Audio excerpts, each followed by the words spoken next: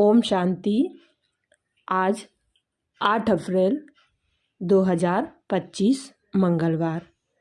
दादी रतन मोहिनी जी ने अपना भौतिक शरीर छोड़ बाप दादा की गोद ली। हम सभी ब्राह्मण परिवार की ओर से दादी जी को भावभीनी श्रद्धांजलि। जानेंगे राजयोगिनी दादी रतन मोहिनी जी का जीवन परिचय।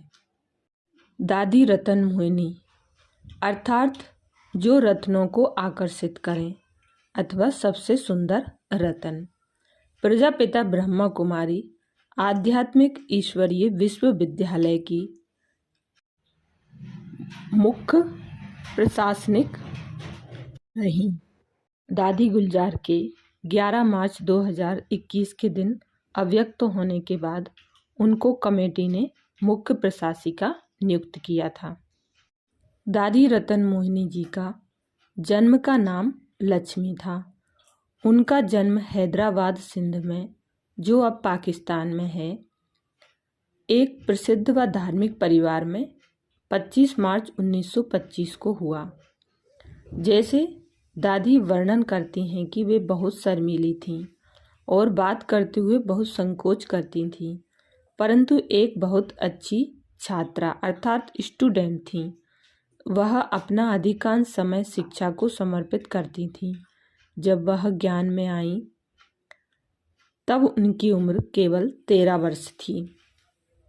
बचपन से ही उनका झुकाव आध्यात्मिकता व पूजा पाठ की तरफ था, पर उन्हें कोई अंदाजा नहीं था कि जिंदगी उन्हें परमात्मा के इतने करीब ले आएगी। दादी जी का प्रथम अनुभव। दादी जी कहती, मैं लगभग 13 साल की थी। मेरी स्कूल की छुट्टियों के दौरान मेरी माँ मुझे भगवत गीता के सत्संग में ले गई, जो हमारे शहर में आयोजित किया गया था। मैं जाकर पहली पंक्ति में बैठ गई। वहाँ पर ब्रह्मा बाबा आए और वह भी बैठ गए। ओम ध्वनि के साथ सत्संग का आरंभ हुआ। जैसे ही मैंने ब्रह्मा बाबा के मुख से ओम ध्वनि सुनी, मैंने गहरी आंतरिक शांति का अनुभव किया और मैं ट्रांस में चली गई। जहाँ तक मुझे याद है, मैं अपनी चेतना को आसपास के वातावरण से अलग कर चुकी थी और अनुभव किया कि इस व्यक्ति के माध्यम से कोई उच्च शक्ति बोल रही है। लगभग 1 घंटे में सत्संग समाप्त हो गया, परंतु मैं बाबा को निहारती रही। उन्होंने मुझे देखा और मुझे उठाया। मेरी माँ मुझे हिलाकर होश में लाई और मैं बाबा के पास गई और फिर मैंने उनसे सत्संग के बारे में कई प्रश्न पूछे, क्योंकि मुझे कुछ याद नहीं था। उन्होंने मुझे समझाया। मैंने उनके साथ पिता के संबंध को अनुभव किया। तब से धीरे धीरे मेरी आध्यात्मिक यात्रा आरंभ हुई। 2002 के अपने साक्षात्कार में दादी रतन ने अपने जीवन यात्रा का संक्षेप विवरण दिया है। लक्ष्मी ने पहले ही महसूस कर लिया था कि यह कोई उच्च शक्ति अर्थात भगवान है, जो दादा के माध्यम से यह ज्ञान सुना रहे हैं। शुरू में उनके परिवार ने उन्हें सहयोग नहीं दिया, पर बाद में उन्होंने अनुमति दे दी और लक्ष्मी अर्थात दादी रतन मोहिनी, जिनका 1937-38 में फिर से नाम रखा गया, सत्संग में दी जाने वाली शिक्षाओं के आधार पर अपना जीवन आध्यात्मिक ज्ञान को समर्पित करने का निर्णय लिया।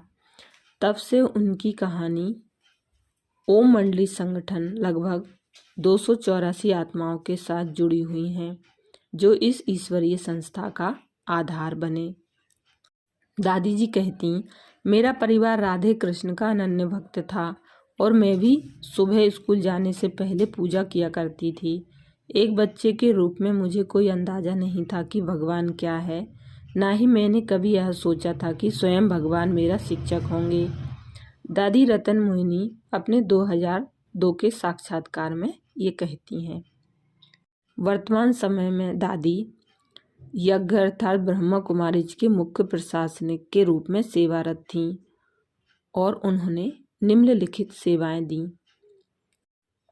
राजयोग एजुकेशन और रिसर्च फाउंडेशन के युवा प्रभाग के अध्यक्ष, ब्रह्मा कुमारी मुख्य माउंट आबू में कार्मिक विभाग के निर्देशिका, राजस्थान जोन में ब्रह्मा कुमारी सेवा केंद्रों के जोनल हेड, भारत में शिक्षक प्रशिक्षण टीचर ट्रेनिंग के निर्देशिका। अब सुनेंगे दादी रतन मोहिनी जी के गुण।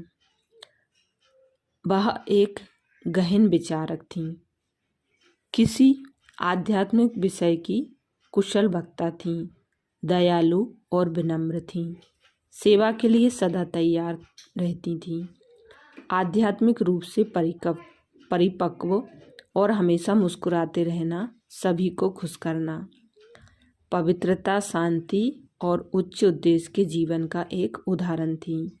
रतन मोहिनी दादी को बहुत से लोगों द्वारा एक आदर्श ब्रह्मा कुमारी के रूप में देखा जाता है।